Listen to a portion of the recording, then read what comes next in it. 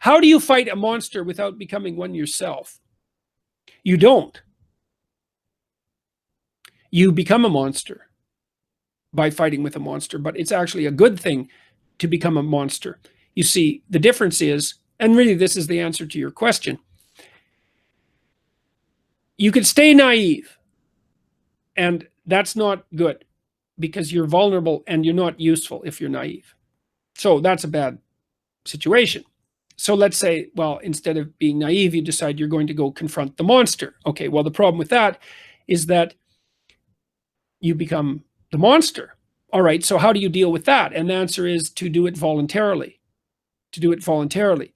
Because if you develop your monstrousness voluntarily, then perhaps you can bring it under civilized control.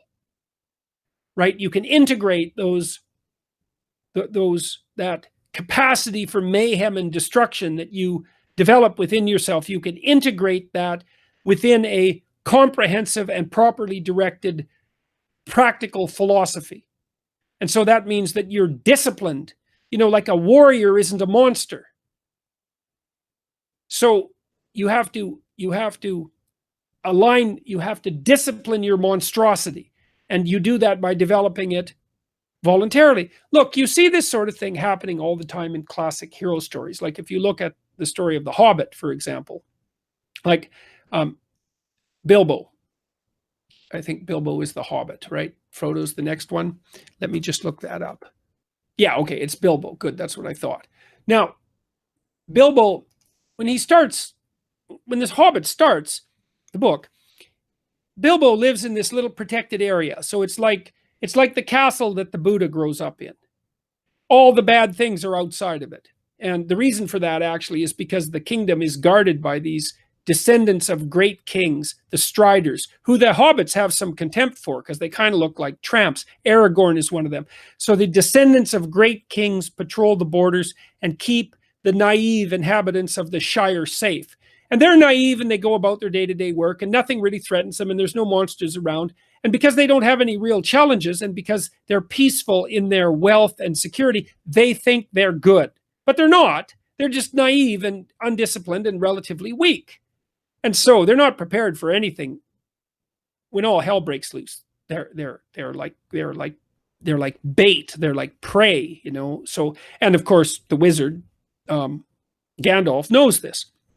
Now, despite the fact that the Shire folk are rather small and a bit comical and tremendously naive, they do have a latent ability for courage and forthrightness. And Gandalf can really see this in the one Hobbit, Bilbo.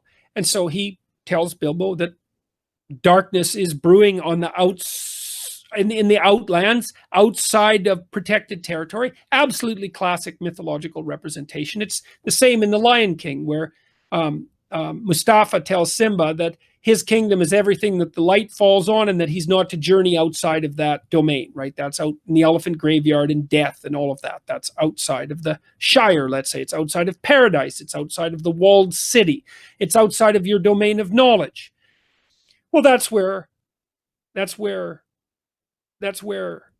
malevolence and chaos brews. Now, you see that again in The Lion King, because that's where Scar and the hyenas go off to conspire and turn into what are essentially jackbooted Nazis before they take over the Pride Land. Same idea.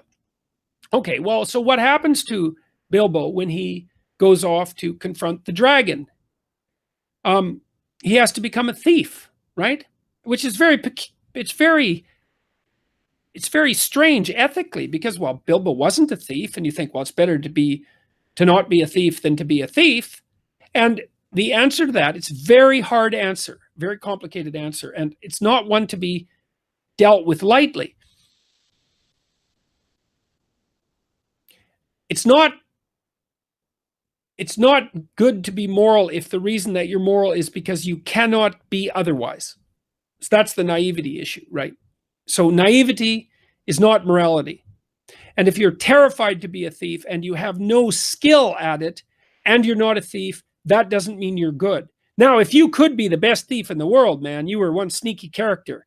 and fast on your feet, and a real strategic thinker, and capable of breaking rules when necessary, and scaling walls and climbing houses and infiltrating parties and plotting for the long run, and then you decided not to do it, well, then that's a whole different story. Then you're a moral animal, right? So you need that capacity for criminality. You need the capacity for criminality. You need the capacity of evil, and you need to have mastered that. And that's what makes you good. And so, well, that's what happens in The Hobbit, is that Bilbo has to develop his dark side, his shadow. And he does that, and well, he's a thief in a variety of ways. He ends up stealing the ring, which is really interesting. And of course, that bleeds into the Lord of the Rings. So, look, he doesn't get away scot-free from developing his dark side. Like, he's touched by evil from then on in. He's got the ring problem, and that's a big one. That thing that might possess him because he's got too close to it. It's like Harry Potter and his scar, and the fact that he has a bit of Voldemort in him. It's exactly the same idea. Or the strange affinity that the Joker insists upon in Joker and Batman. When Bilbo comes back to the Shire, like, he's never one of the hobbits again. He's always an outsider. He's got a glimmer of magic and danger about him, and that makes people respect him. But they also think that he's unconventional in an unacceptable way, and kind of make a wide berth around him, because now he's contaminated with evil and the unknown. Even though that makes him a much better character, all things considered, and a real fighter in the battle between good and evil, and the person who's gone out and confronted the dragon and got the treasure. All of that. So, well, the pathway from naivety to the full development of character is associated with the development in the Jungian sense of the shadow, and that's that capacity for mayhem and malevolence that needs to be brought under control. So, yes, it's complicated, and that doesn't mean that you're justified in going out and breaking rules because you think that you're building your character. It's not that simple. If you look at stories like Harry Potter, all of Harry's crew breaks rules, but they only break a rule when not breaking it would break a higher order rule.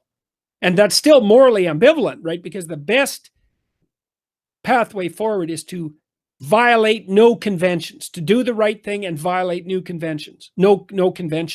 But now and then you're in a terrible situation where you can do a small bad thing or a large bad thing, or you can allow a large bad thing to happen by failing to break a rule. That often happens in Harry Potter. So then you're in trouble. And part of being wise and oriented towards the good is to know when breaking a rule is the right thing to do, even though you shouldn't break rules. So